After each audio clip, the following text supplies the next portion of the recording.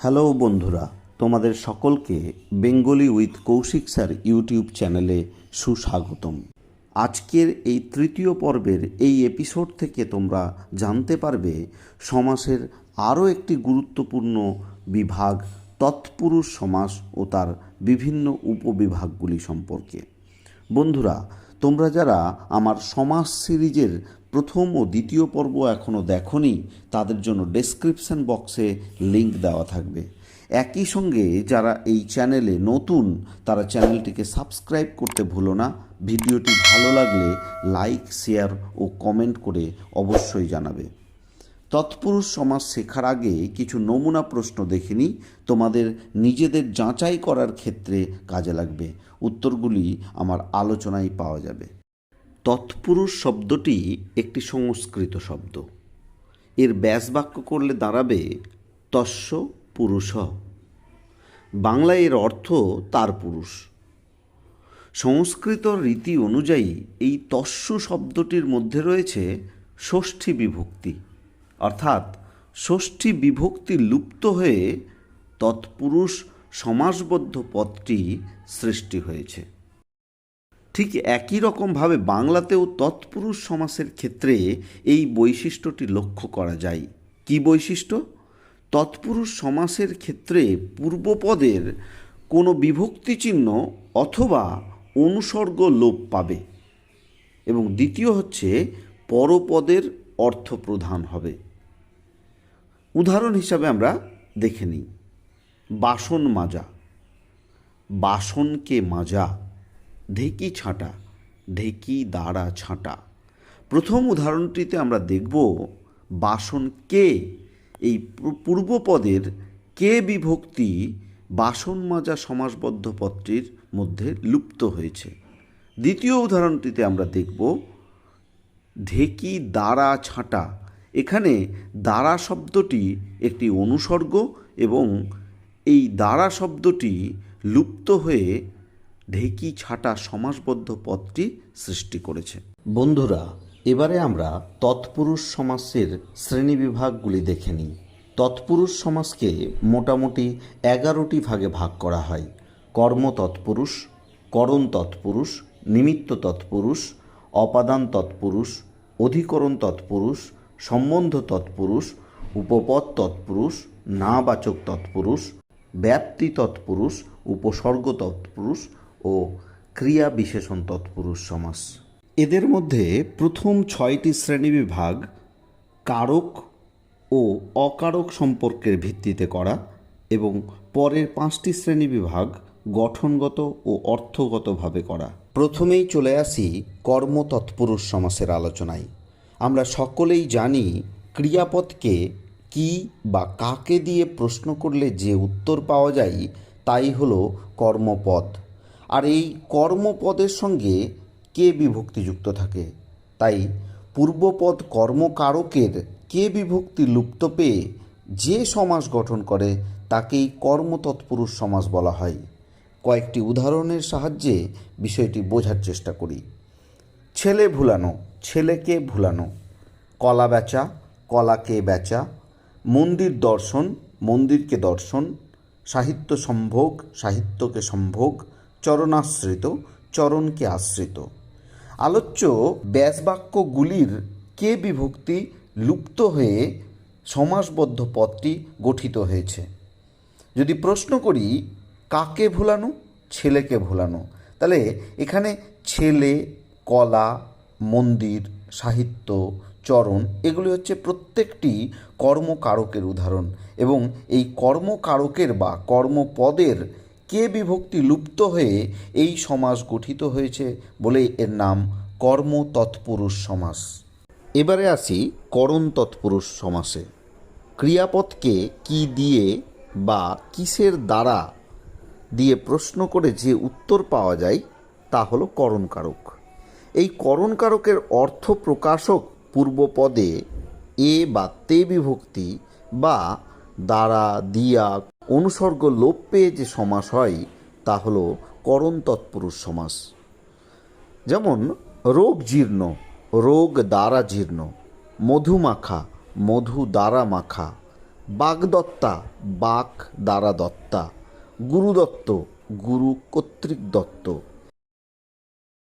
এই উদাহরণগুলিতে পূর্বপদ যেগুলি রয়েছে রোগ, মধু, বাক, এগুলি করণ কারকের উদাহরণ। এই করণ কারকের পরে রয়েছে দ্বারা অনুসর্গ। এই দ্বারা অনুসর্গ লোপ পাওয়ার ফলেই সমাসবদ্ধ পদটি গঠিত হয়েছে, তাই এগুলি করণ তৎপুরুষ সমাসের উদাহরণ। এরপর আসি নিমিত্ত তৎপুরুষ সমাসে। এই সমাসের ক্ষেত্রে নিমিত্ত কারকের কে বিভক্তি বা নিমিত্ত, জন্য, উদ্দেশ্য প্রভৃতি অনুসর্গ লোপ পায়। যেমন শয়ন কক্ষ, শয়নের নিমিত্ত কক্ষ। লোকহিত, লোকের নিমিত্ত হিত। স্মৃতি মন্দির, স্মৃতির উদ্দেশ্যে মন্দির। বিয়ে পাগলা, বিয়ের জন্য পাগলা। রান্নাঘর, রান্নার জন্য ঘর। আলোচ্য উদাহরণগুলিতে আমরা দেখব ব্যাসবাক্যের নিমিত্ত, উদ্দেশ্য, জন্য প্রভৃতি অনুসর্গগুলি লুপ্ত হয়ে বা লোপ পেয়ে নিমিত্ত তৎপুরুষ সমাস গঠন করেছে। এবারে আসি অপাদান তৎপুরুষ সমাসে। কোনো কিছু হইতে, থেকে, চেয়ে বোঝালে অপাদান কারক হয়। ফলে এই সমাসে অপাদান কারকের হইতে, থেকে, চেয়ে অনুসর্গ বা এ বা তে বিভক্তি লোপ পায়। যেমন সত্যভ্রষ্ট, সত্য হতে ভ্রষ্ট। বৃন্তচ্যুত, বৃন্ত হতে চ্যুত। জলাতঙ্ক, জল থেকে আতঙ্ক। বিলাত ফেরত, বিলাত হতে ফেরত। চাক ভাঙা, চাক হতে ভাঙা। আলোচ্য উদাহরণগুলির ব্যাসবাক্য থেকে হতে, চেয়ে অনুসর্গগুলি লুপ্ত হয়ে এই সমাসবদ্ধ পদগুলি গঠন করেছে, তাই এগুলি অপাদান তৎপুরুষ সমাসের উদাহরণ। এবারে আমরা চলে আসি অধিকরণ তৎপুরুষ সমাসে। আমরা প্রত্যেকেই জানি সময়, কাল, স্থান এগুলি যখন বোঝাই তখন অধিকরণ কারক হয়। অধিকরণ কারকের এ বা অন্তস্থ অবিভক্তি লুপ্ত হয়ে যে সমাস গঠন করে সেই সমাস অধিকরণ তৎপুরুষ সমাস হয়। কয়েকটি উদাহরণ দেখে নিই। গাছ পাকা, গাছে পাকা। অকাল বোধন, অকালে বোধন। তন্দ্রাভিভূত, তন্দ্রায় অভিভূত। ভূতপূর্ব, পূর্বে ভূত। রাত কানা, রাতে কানা। এই প্রত্যেকটি ব্যাসবাক্যের ক্ষেত্রে পূর্বপদে এ বিভক্তি বা অন্তস্থ অবিভক্তি লোপ পেয়ে অধিকরণ তৎপুরুষ সমাস হয়েছে। এবারে আমরা আসি সম্বন্ধ তৎপুরুষ সমাসে। র, এর প্রভৃতি বিভক্তি যোগে সম্বন্ধ পদ গঠিত হয়। এই র বা এর বিভক্তি লোপ হয়ে যখন সমাসবদ্ধ পদ গঠন করে তখন তাকে সম্বন্ধ তৎপুরুষ সমাস বলে। যেমন দেশবন্ধু, দেশের বন্ধু। সভাপতি, সভার প্রতি। মাতৃসম, মাতার সম। যশলিপ্সা, যশের লিপ্সা। এই উদাহরণগুলিতে র বা এর বিভক্তি লোপ পেয়ে সম্বন্ধ তৎপুরুষ সমাস গঠন করেছে। এবারে আমরা আসি উপপদ তৎপুরুষ সমাসে। প্রথমেই আমাদের জেনে নিতে হবে উপপদ শব্দটির অর্থ সমীপবর্তী পদ বা সামনে অবস্থিত পদ। প্রশ্ন হচ্ছে কার সামনে অবস্থিত পদ? উত্তর, কৃদন্ত পদের ধাতু এবং প্রত্যয় যোগে সৃষ্টি হয় কৃদন্ত পদ। কিভাবে কৃদন্ত পদের সৃষ্টি হয় আমরা একটা উদাহরণ দেখে নিই। কৃ ধাতু তার সঙ্গে অপ্রত্যয় যুক্ত হয়ে কর কৃদন্ত পদটি সৃষ্টি করে। এখন এই কর কৃদন্ত পদের পূর্বে যদি দিবা উপপদটি বসিয়ে দিই তাহলে দিবাকর শব্দটির সৃষ্টি করছে। এখানে দিবাকর একটি উপপদ তৎপুরুষ সমাসের উদাহরণ। এরকম আরও কয়েকটি উদাহরণ দেখি। অগ্রজ, অগ্রে জন্মেছে। পঙ্কজ, পঙ্কে জন্মেছে। এখানে অগ্র এবং পঙ্ক এই দুটি উপপদ। জ হচ্ছে এখানে একটি কৃদন্ত পদ যার অর্থ হচ্ছে জন্ম। ঠিক তেমনি রসজ্ঞ এবং সঙ্গীতজ্ঞ, এখানে রস এবং সঙ্গীত দুটোই উপপদ, আর জ্ঞা এটা হচ্ছে একটি কৃদন্ত পদ যার অর্থ হচ্ছে জানা। এবারে আসি নাবাচক তৎপুরুষ সমাসে। যদি পূর্বপদ না, নয়, নাই ইত্যাদি নাবাচক অব্যয় এবং পরপদ বিশেষ্য বা বিশেষণ হিসাবে থেকে নেতিবাচক সম্বন্ধ স্থাপন করে, তখন তাকে নাবাচক তৎপুরুষ সমাস বলে। যেমন অচেনা, নয় চেনা, অসাধু, নয় সাধু, অনেক, নয় এক, নামঞ্জুর, নয় মঞ্জুর, বেঠিক, নাই ঠিক। আলোচ্য উদাহরণগুলিতে পূর্বপদে নাবাচক অব্যয় রয়েছে এবং পরপদ বিশেষ্য বা বিশেষণ হওয়ায় এগুলি নাবাচক তৎপুরুষ সমাসের উদাহরণ।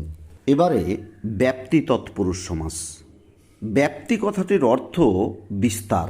মূলত এখানে ব্যাপ্তিবোধক পদ যেমন ব্যাপিয়া, থেকে, পর্যন্ত ইত্যাদি লোপ পায়। যেমন আপাদমস্তক, পা থেকে মাথা পর্যন্ত, চিরস্থায়ী, চিরকাল ব্যাপিয়া স্থায়ী, আগাগোড়া, আগা থেকে গোড়া পর্যন্ত। আলোচ্য উদাহরণগুলিতে আমরা খেয়াল করলে দেখব প্রত্যেকটাতে ব্যাপ্তি বা বিস্তার বোঝাচ্ছে এবং এই ব্যাপ্তিবোধক পদ লোপ পেয়ে সমাসবদ্ধ পদটি গঠন করেছে, তাই এটি ব্যাপ্তি তৎপুরুষ সমাসের উদাহরণ। এরপর চলে আসি উপসর্গ তৎপুরুষ সমাসে। পূর্বপদ বিশেষ্যের সঙ্গে পরপদ উপসর্গের যে সমাস তাকে উপসর্গ তৎপুরুষ সমাস বলে। একটি বিষয় লক্ষণীয়, এই উপসর্গ সমস্ত পদের ক্ষেত্রে পূর্বে এসে বসে এবং নিজের অর্থ প্রাধান্য ঘটায়। উদাহরণ অতিবৃষ্টি, বৃষ্টির অতি, প্রতিপক্ষ, পক্ষের প্রতি, অনুচর, চরের অনু, অত্যুক্তি, উক্তির অতি। এখানে ব্যাসবাক্যের পরপদ প্রত্যেকটি উপসর্গ, আর এই উপসর্গ সমাসবদ্ধ পদের শুরুতেই এসে বসেছে, তাই এটি উপসর্গ তৎপুরুষ সমাসের উদাহরণ। এবারে আজকের শেষ আলোচনা ক্রিয়া বিশেষণ তৎপুরুষ সমাস। ক্রিয়াপদের বিশেষণ যদি পূর্বপদে থাকে তাহলে সেটি ক্রিয়া বিশেষণ তৎপুরুষ সমাস হয়। উদাহরণের সাহায্যে বিষয়টা বুঝি। ঘন সন্নিবিষ্ট, ঘন রূপে সন্নিবিষ্ট, দৃঢ়বদ্ধ, দৃঢ়ভাবে বদ্ধ। উদাহরণ দুটিতে সন্নিবিষ্ট বা বদ্ধ এগুলি ক্রিয়াপদ। ক্রিয়াপদকে যদি প্রশ্ন করি কেমনভাবে সন্নিবিষ্ট, তাহলে উত্তর আসবে ঘন রূপে বা ঘনভাবে। এখানে ঘন হচ্ছে ক্রিয়া বিশেষণ, ঠিক তেমনি দ্বিতীয় উদাহরণে ক্রিয়া বিশেষণ হচ্ছে দৃঢ়, তাই এগুলি ক্রিয়া বিশেষণ তৎপুরুষ সমাসের সার্থক উদাহরণ।